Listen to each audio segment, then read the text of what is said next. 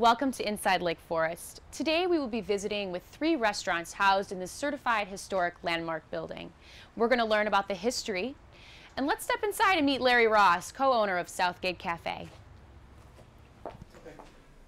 Hi, Larry. Hi, Eileen. So nice to have us here today. Nice to see you. Thank you. Just before the lunch crowd. Yeah. Your building here has so many different rooms and so many opportunities for people to dine. Would you like to step in the dining room maybe and you can tell me about the history? Come on in. This, as I think you know, is an old fire and police station. We bought the building back in 1981, and this room was actually where the 2 fire trucks were.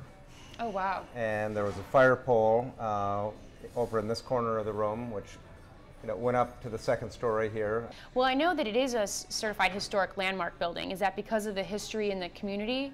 It is. This section of the building where you came in was built back in roughly the turn of the century, around 1900. And then about 1935, an addition was made. The original section was used for the fire department, and there were 3 bays, as I understand, for horse-drawn fire trucks. And then they added this section on in the mid-1930s, and the fire engines went here and the police department was over here. And they used that till, I'd say, the early 70s. So here we are in the upstairs at Southgate. This is one of our private dining rooms. I love this photo here. It was taken back in 1953. We dated it because Deer Path School is under construction here. Oh, and wow. if you look at, well, you can take a lot of time looking over this photograph, and just, it's fascinating to see the growth that's taken place in town here. And Larry, show me where the restaurant is on the map. Okay, this is Market Square over here. Okay. And we're located right here. Okay. And of course, this is City Hall right here, which is still there, but then Halsey School, which is torn down, and all these houses that were across the street from us, all the wooden houses were torn down to make what's now public city parking. Okay, so a lot of history here. Yeah, it's amazing how it's changed. We have a 2nd room in here, which we're setting up for a party in just a little while. Well, I think it's important to know that our local residents know that, Larry, that your restaurant offers private dining for all sorts of occasions. Absolutely. You often have bridal showers or those type of anniversary dinners and anniversaries, little wedding groups, business groups, everything from bar mitzvahs to executive events. So the history, Larry, is even more so upstairs in terms of there was a dark room here and a crime lab? Well, this whole upstairs, when we bought the building, we virtually gutted the whole interior of the building, redid the wiring, the plumbing, the HVAC, everything was new back in the early 80s. This actually is my office in here, and our private events office. This was the lab crime, or dark room. Everything was bricked up, no windows, painted dark red, and that's where they developed the film and caught the bad guys, I guess. Great. This is such a beautiful area, Larry, for people to summer dine, spring dine, or even get a glimpse of sunshine in the winter. Yeah, well, we just love it. This terrace out here, as I said, was the area that first got me interested in this building. This was actually the first outdoor restaurant dining terrace on the North Shore or in the Chicago, immediate Chicago area. We've had a great season. We got all the way through September. We may be able to use this. Today's a little cold, so we won't be seating out there today. We do have this garden room here, which overlooks the terrace, and I think it's a beautiful spot. We just feel truly fortunate to have not only Market Square there, but Amade with his market inside between the 2 buildings there.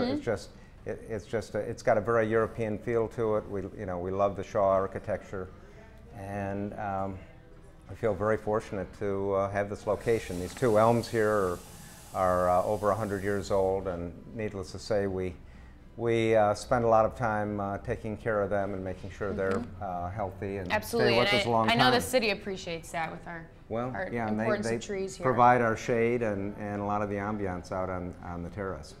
Okay, so here we are in Bank Lane Bakery. We do all our baking downstairs, the lower level, our breads and pastries, and the bread bakers come in at 4:30 in the morning. Wow. And bake the baguettes and the loaves of bread and the focaccia and all of that. And then we, for breakfast, have muffins and scones and coffee and tea and fresh fruit. And what time does the bakery open? Typically during the week in the mornings? Bakery opens at 7:30. Okay. And then stays open till 5 o'clock in the evening. Lunchtime we do soup, salad, sandwiches, that kind of thing. And you can quiche by the slice, which is also a unique item offered on your menu. Yeah. Excellent.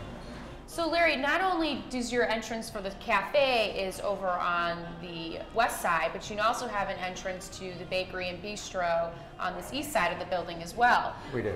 When did you add on to this section of the building in terms of the bistro and renovating that area for dining? Well, we did this in 1997, 98, completed in 98.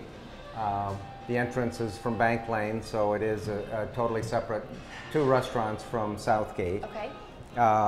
I love the elevator here that a friend of ours, David Beamer, did a faux painting to make it look, well, not quite like an elevator. The elevator, absolutely, it's beautiful, especially with the details up top in the corner.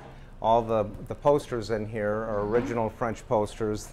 Just the one in the coming up the stairs was kind of a challenge getting that in. Wow, hung.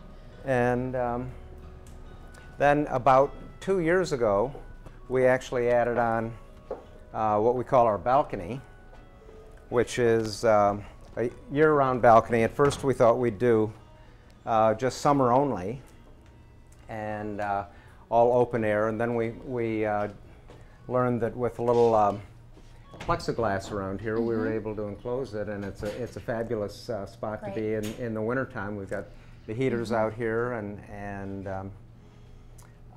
with the snow falling and the lights out there in December, it's just a fabulous place to be. Not to mention, you know, the views in all directions. We've got a wine list on the website, actually a pretty extensive wine list with a couple of hundred selections. We try to pick wines that you can't find in the wine stores and small production. All the wines are temperature controlled back there, so we can serve the reds at a good temperature, a nice cellar temperature of low 60s. And we've been fortunate to get the Wine Spectator Award 3 years in a row now. Great. Between your three restaurants housed in this building, three both very different in what they offer and in terms of the cuisine and very much in terms of the ambiance. Each room is decorated to fit one's needs. Exactly. As you mentioned, you have the Tartan Tavern downstairs, you've got the Market Club rooms upstairs of the cafe, and then you have your outdoor all year round porch, balcony. I mean, it's such a great opportunity. It's almost as if you can dine 10 different ways within one building. Well, that was our idea, so I'm glad you noticed that. Absolutely. I appreciate that. Great. Larry, thanks so much for hosting us today. Thank you, Eileen. It was a pleasure. It's been a pleasure to learn about the business and the history. Thank you for watching Inside Lake Forest, as today we visited three restaurants in town: Southgate Cafe, where you can find its menus at southgatecafe.com, and also for restaurant hours, as well as Bank Lane Bakery and Bank Lane Bistro. And the bistro's menus you can also find on their website, banklanebistro.com.